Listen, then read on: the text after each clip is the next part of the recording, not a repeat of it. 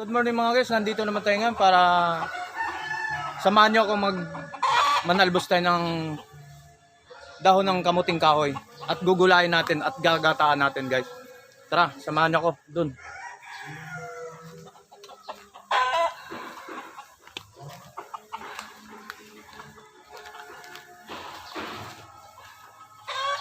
O see you. O ito na guys oh. Nandito na tayo sa mga mga dahon ng kamuting kahoy. Ito yon. Dito sa garden namin ng kunting malit na garden namin. Yan, tatalbos na tayo at gugulayin natin. O sino po yung mga kapwa ko Bisaya na hindi pa nakasubok ng paggulay nito ng talbos ng kamuting kahoy. Mga guys, mananalbos na tayo Dito sa garden ko na to ay wala na pang ulam. Gugulay na lang tayo at gagataan natin. At sa sahugan natin ipapakita ko sa inyo yung paano pagproseso ng paggugulay ng talbos ng dahon ng kamuting kahoy. Kung tawagin sa Bisaya to ay kalibre. Tawag sa Bisaya. Sa mga kapwa ng Bisaya ko. At tatry natin to. Hanggat hindi nyo ito pa na-try, tatry nyo paano paggulay ng dahon ng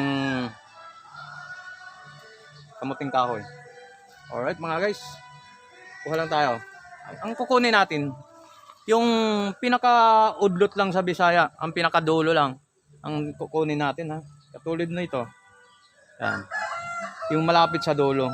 Kasi bata pa yon, malambot pa. Alright mga guys. Yan. Ito lang. Basta masipag ka lang pagtanim-tanim dito sa mga bakanting lote, tatanim-tanim ka ng at ng mga gulay na pwede nating gulayin kapag wala tayong mauulam. Alright mga guys.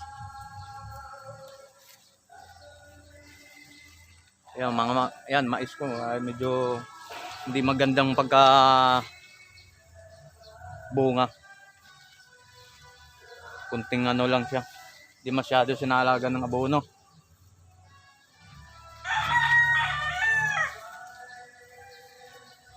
Ayan mga guys. Kasi huwag nyo kukunin yung mga matitigas na. Kasi matigas na yun, mahirap ng pakuluan. Yung nasa dulong-dulo lang siya. Ayan. Alright.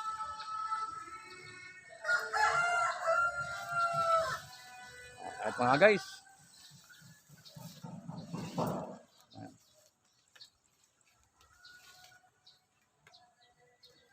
Diba?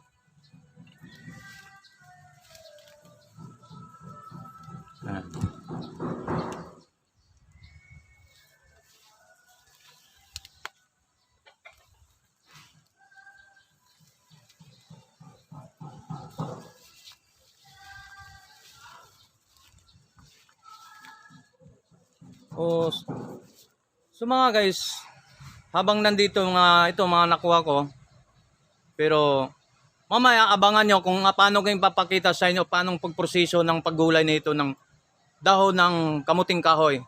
Mamaya abangan nyo.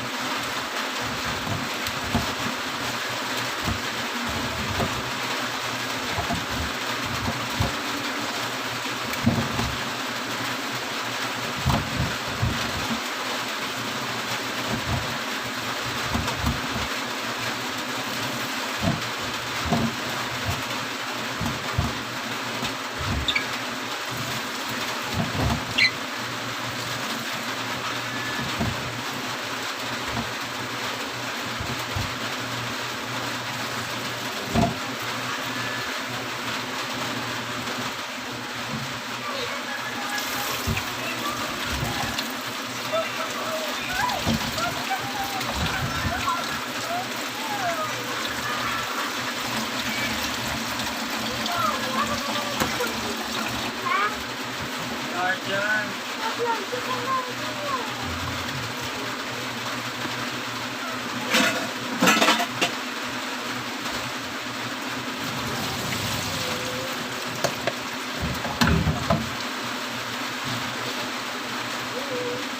Arjan, tignan mo kinakalmot na niyan, di ba? Ano? Ako na din!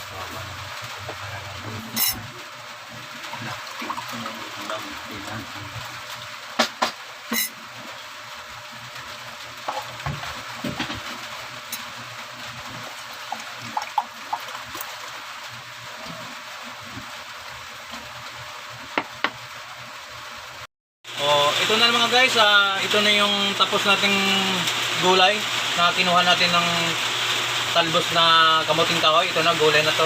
Ito na siya. Ito na yun. Alright. Kakain tayo guys.